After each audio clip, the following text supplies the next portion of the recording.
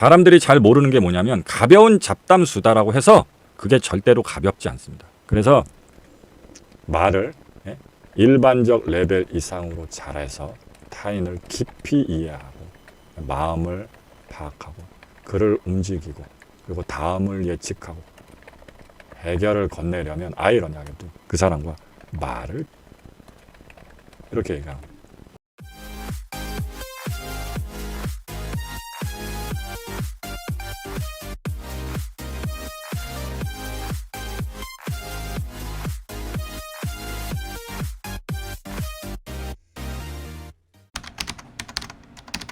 먼저는 저거죠. 말 그대로 써있는 대로 스몰 신분, 가벼운 친분 관계를 만드는 게 가장 선순위 조건이면서 가장 기본적인 조건이죠. 그 다음에 두 번째는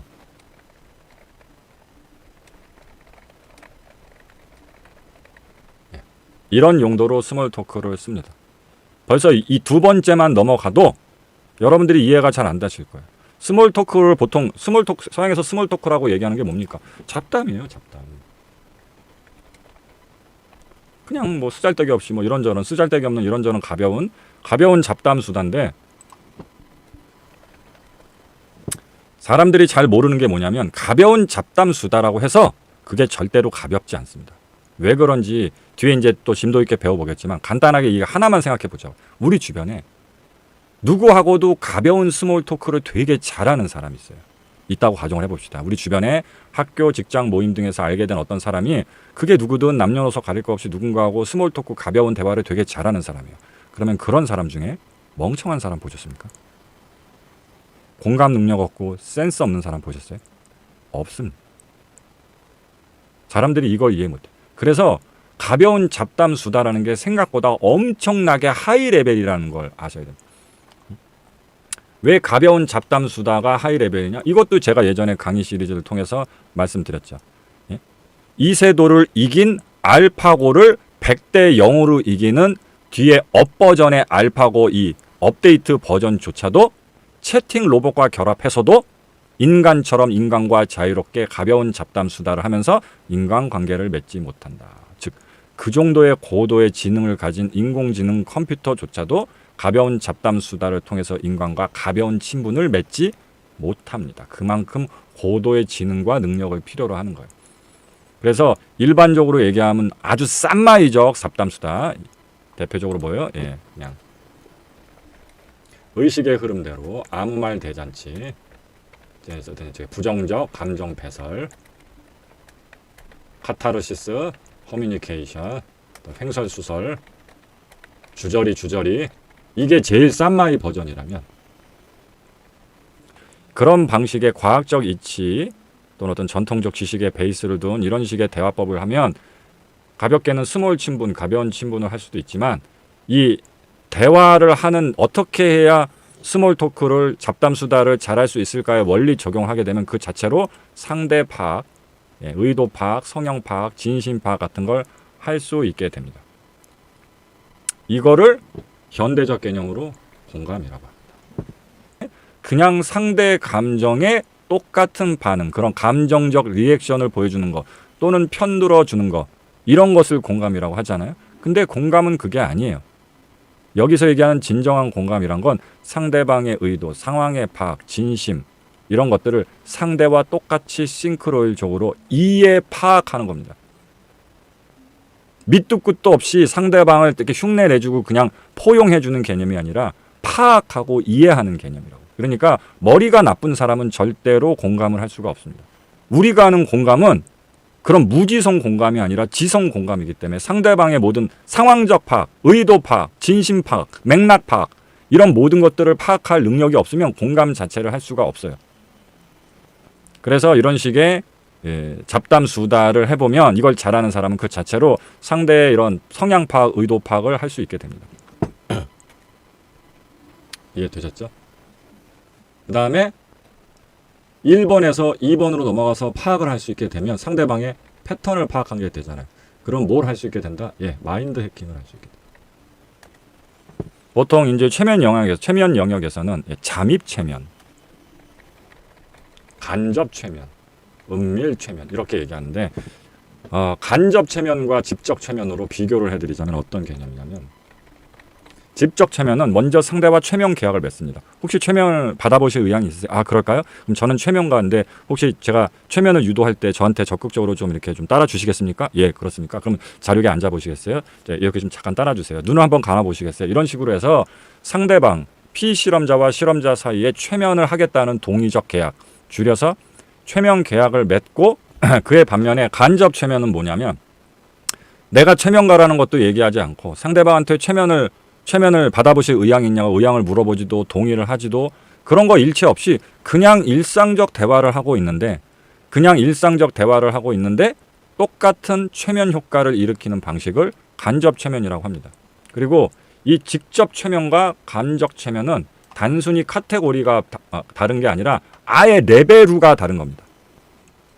레벨루. 그러니까 이쪽은 그냥 최면 책 보고 또 최면하시는 분들한테 잠깐 뭐 세미나 듣고 대충 해서 할 수 있어요. 근데 이쪽은 그런 레벨이 아닙니다.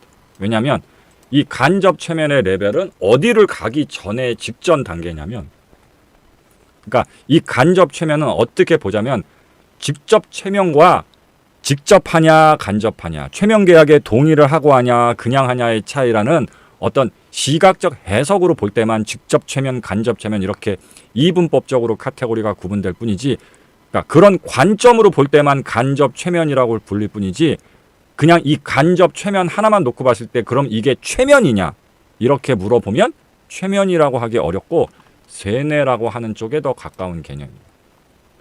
그러면 이제 중고참 분들은 제가 수업에서 여러 번 말씀드렸으니까 최면과 세뇌의 결정적인 차이를 알 수 있죠. 이걸 최면가들조차도 잘 알지 못합니다. 왜냐하면 본인들은 최면에 대해서는 잘 아는 전문가이지만 세뇌를 직접적으로 공부한 전문가는 아니라서 뭐가 최면과 세뇌의 차이라고 알지 못하는데, 그래서 최면가들은 아주 강력한 최면이 세뇌다 이렇게 생각을 합니다. 근데 이게 왜 시작부터 다 판타지다? 예, 전설의 고향 괴담 같은 거예요, 옛날. 왜냐하면 그 시절엔 이런 과학적 지식이 부족했으니까. 첫 번째, 최면은 상대가 부정적이거나 동의하지 않는 건 그 어떤 것도 최면에 걸리지 않습니다. 안 합니다. 왜? 부정적이고 허락하지 않을 부분이기 때문에. 또는 당신의 계좌번호와 비밀번호가 뭐냐 안 알려줍니다. 최면 안 돼. 또는 너는 눈을 뜨면 나를 차은우처럼 보고 나를 보는 순간 사랑에 빠진다. 안 됩니다. 근데 이런 사실을 모르는 바보 같은 인간들이 대한민국에서 옛날도 아니고 불과 한 5, 6년 전, 7, 8년 전까지만 해도 픽업 아티스트라는 무슨 아티스트를 여자를 꼬시는 자기들이 예술가래. 픽업 아티스트라는 놈들이 못쏠 찐따남들한테 이제 그 여자를 꼬시는 비법이랍시고 돈을 받고 세미나 개최하고 뜯어낼 때 뭘 가리켰다? 이 최면을 가리켰었어요, 옛날에. 그래서 이 최면으로 여자가 너를 좋아하도록 만드는 효과를 일으킬 수 있다 이래갖고 초창기 때 픽업 아티스트들이 이 못쏠 찐따남들한테 최면 같은 걸 알려줬다고요. 근데 지금은 안 하지. 왜? 과학적으로 다 밝혀져서 바보들 빼고는 다 알거든. 최면은 아무리 강력한 최면도 남한테 단돈 10,000원도 뺏을 수가 없습니다. 최면 계약을 맺고 상대가 동의한 그 제한적 범위 내에서, 그것도 이 최면을 실시하고 있는 그 상황 하에서만 최면이 작동합니다. 그 다음에 두 번째, 그 최면적 상황을 벗어나면 최면은 깨집니다. 그럼에도 불구하고 부정적인 것임에도 상대가 받아들이고, 또는 최면적 상황을 벗어난 이후에도 최면을 거는 사람과 동떨어져 있고 접촉이 없는 상태에서도 계속 최면이 걸려 있다면 그건 최면이라고 부르지 않고 세뇌라고 부릅니다. 대표적인 게 9.11 테러, 자살 폭탄 테러 같은 것들이죠. 네. 부정적인 걸 넘어서 자신의 목숨을 끊는 건데도 작동이 되잖아요. 지시한 사람의 작동이 일어나는 거. 이런 걸 세뇌라고 해서 이런 간접 최면은 사실 최면의 영역이라기보단 세뇌의 영역에 가깝습니다. 이 세뇌를 하려면 먼저 상대방의 마인드를 해킹할 수 있어야 됩니다. 해킹. 그러면 이 과정 자체가 해킹이라고 할 수 있죠. 해킹을 하려면 상대방의 알고리즘을 파악해야 됩니다. 관리자 권한을 얻어서 상대방의 이 마인드 해킹을 일으키려면 그 상대방의 패턴을 파악해야 돼요. 그게 2번이죠. 그래서 이 상대방의 패턴을 파악하게 되면 마인드 해킹을 할 수가 있습니다. 마인드 해킹도 뭐 사람들이 용어를 되게 쓰니까 뭐가 마인드 해킹인지 모르는데, 마인드 해킹이 일어났다는 증거, 내가 저 사람의 마인드를 해킹했다. 기본적으로 첫 단계는 2번이 일어나요. 그 사람의 다음 행동을 예측할 수 있어야 돼요. 맞았습니까? 그 사람의 다음 행동을 예측할 수 있어야 돼요. 예측이 안 되잖아요? 그럼 당신은 상대방의 마인드를 해킹한 게 아닙니다. 다음 행동을 조종할 수 있어야 돼요. 다음 행동을 관여 조종할 수 있어야 된다. 이게 마인드 해킹입니다. 그래서 스몰 토크는 이게 다 연결되어 있는 개념입니다. 네 번째는 이쪽에서 상대에게 요구를 관철시킬 수 있게 됩니다. 이게 네 번째 단계. 여기까지 오면 2, 3, 4가 끝나는 겁니다. 2, 3, 4. 퍼즐링 대화법이라는 게 여기서 나옵니다. 이게 바로 힘의 본질과 이어지는 대화라는 거. 누군가와 대화를 나눌 때, 그래서 황당하게도 우리는 누군가와 말의 대화를 가볍게 나누는 걸 보통 잡담, 서양말로 스몰 토크라고 하는데, 여기는 본질이 계속 누군가의 말이잖아요. 말. 그래서 우리는 여기 전제로 뭐가 하냐면, 어떤 사람이 무슨 말을 하면 그 사람의 말을 일단 참으로 전제를 놓고 거기에 반응을 합니다. 일반 사람들은. 예를 들어서 배가 고파요. 그럼 배가 고픈가 보다. 오다가 여기 다쳤어요. 아파요. 그럼 아픈가 보다. 난 저게 좋아요. 그럼 좋은가 보다. 이게 싫어요. 싫은가 보다. 우리는 누군가하고 말을 할 때 무조건 이런 전제로 얘기를 합니다. 그런데 이런 식으로 전제를 하면 의식의 흐름대로 아무 말 대잔치 그냥 뭐 진짜 놔둔데 이런 식의 단순 무식한 리액션만 오가는 진짜 쌈마이적 스몰 토크와 대화에서 조금 더 벗어날 수 없다 이렇게 얘기합니다. 그래서 말을 일반적 레벨 이상으로 잘해서 타인을 깊이 이해하고 마음을 파악하고 그를 움직이고 그리고 다음을 예측하고 해결을 건네려면 아이러니하게도 그 사람과 말을 주고받는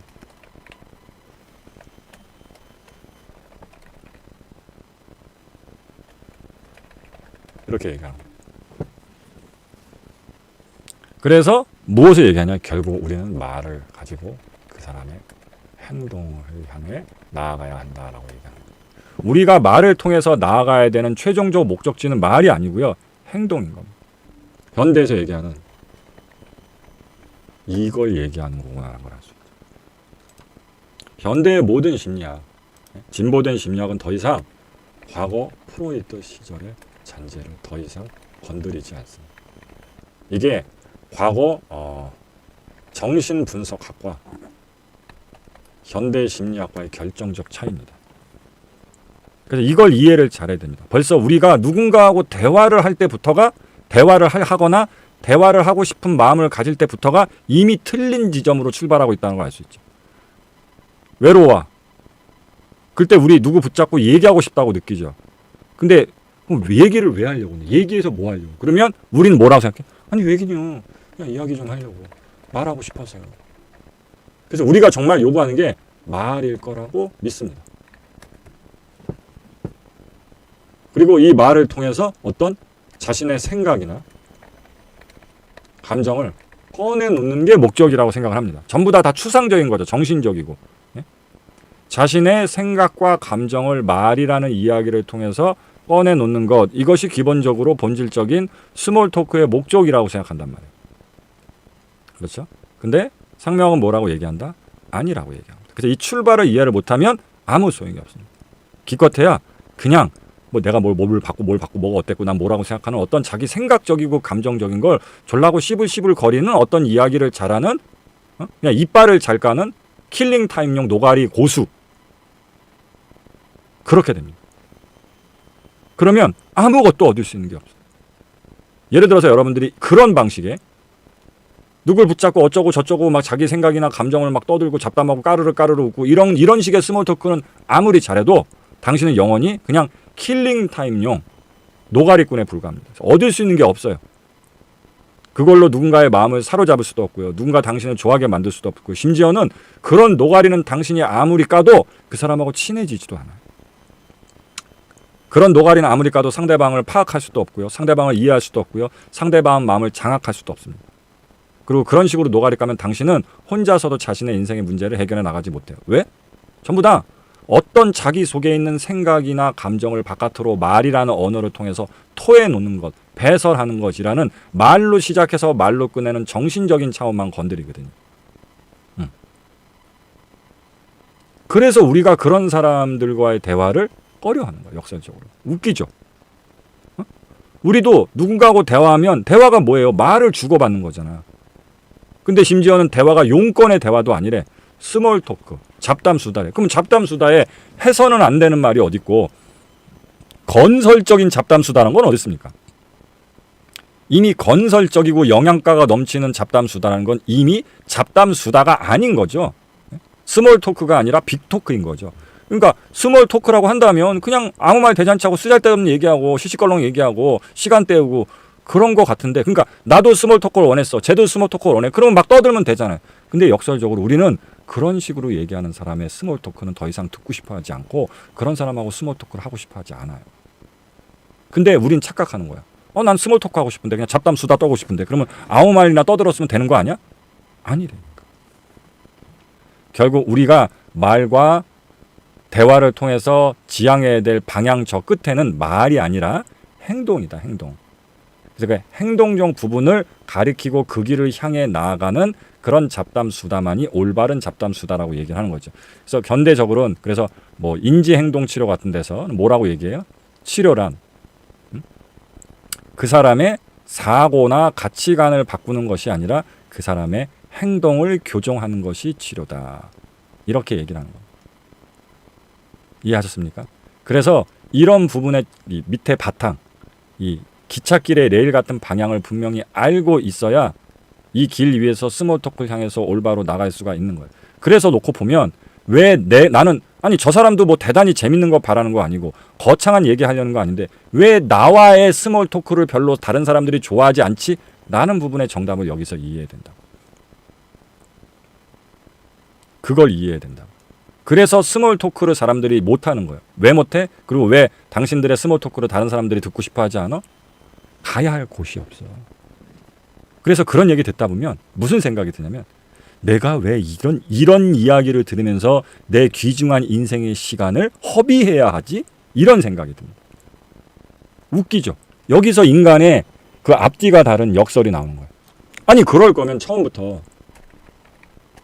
무겁게 건설적으로 영양가 넘치는 이야기를 하자고 하면 되잖아. 그렇죠? 그렇잖아. 인생 낭비하기 싫다며.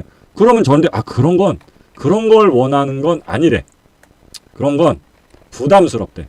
자긴 그냥 편안한 대화를 하고 싶은데 가벼운 대화, 친분의 대화, 시간 때움의 대화 이런 걸 바란대. 그래요? 그러면 빅토크가 아닌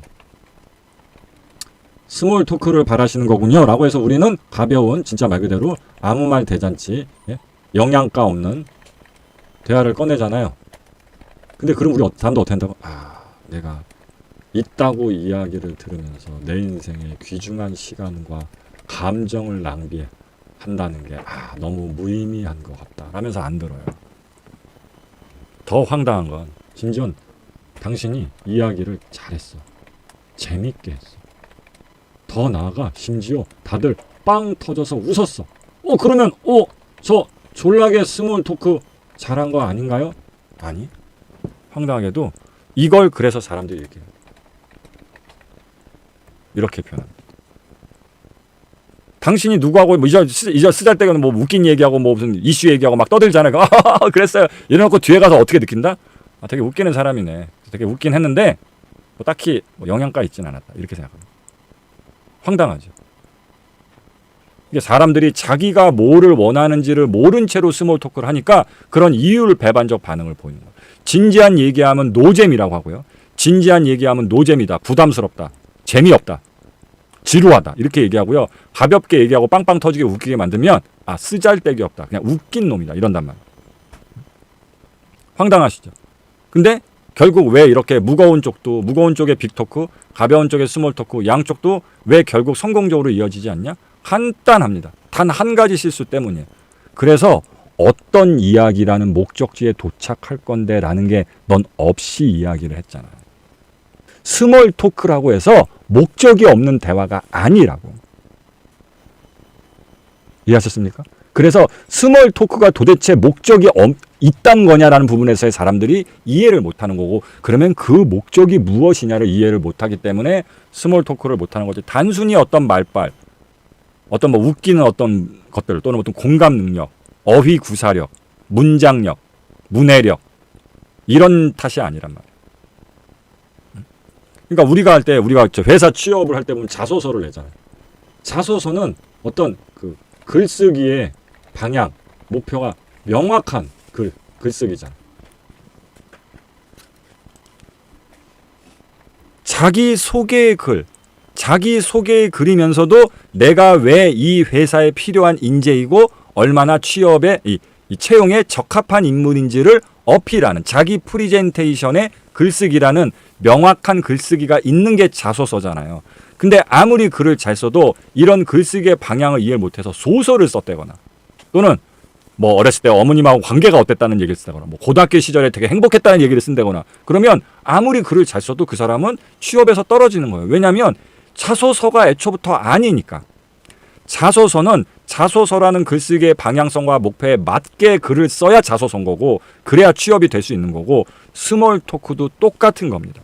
스몰 토크란 어떤 목표와 방향에 맞게 이야기를 해야 올바른 스몰 토크의 효과를 가질 수 있는 건데, 우리가 그걸 어떻게 착각했다? 스몰 토크는 그 말을 통해서 어떤 거를 하겠다는 목표와 방향성에 구체적인 용건이 없는 대화 아닌가요? 라고 지금까지 우리가 착각해 왔다는 거죠.